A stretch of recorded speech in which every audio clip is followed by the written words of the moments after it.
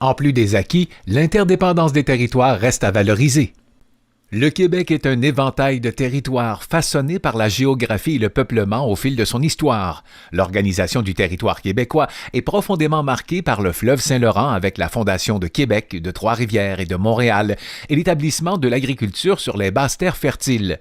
Le Québec d'aujourd'hui est une mosaïque riche de territoires, avec plus de 1000 communautés comprenant 6 grandes villes de plus de 100 000 habitants, une vingtaine de villes d'agglomération, un réseau de villes-centres de services et des communautés rurales abritant le quart de la population.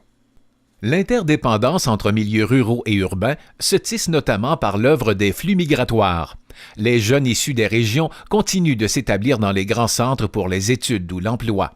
Toutefois, un nombre croissant de personnes de tous âges font le choix de s'installer en milieu rural.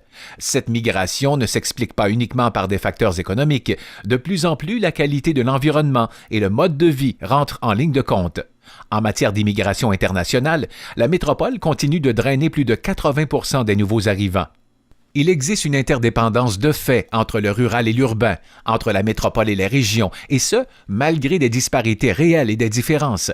Le défi ne consiste pas à effacer ces différences qui font partie de la personnalité de chacune des composantes territoriales, mais bien de collaborer et de faire des choix qui misent sur la convergence, sur la coopération et les synergies pour bâtir un avenir et des solutions qui résorbent les disparités. Cette complémentarité ne peut se faire dans un seul sens. Elle doit être symétrique et réciproque en dépassant la seule logique de taille. De plus, le rapprochement et la solidarité entre le rural et l'urbain soulèvent la question du rôle de l'information qui forge les perceptions plus que tout autre facteur. La sous-représentation régionale dans les médias traditionnels se pose dans un contexte de convergence et de transformation profonde du paysage médiatique.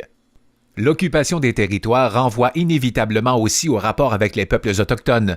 La notion même d'occupation revêt une connotation négative, voire conflictuelle au regard des droits des communautés autochtones sur les territoires. La démarche engagée ici ne cherche pas évidemment à régler des questions complexes qui relèvent d'un autre ordre.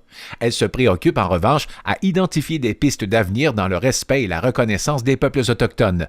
La Déclaration des Nations unies sur les peuples autochtones constitue une base pour aborder des questions de développement.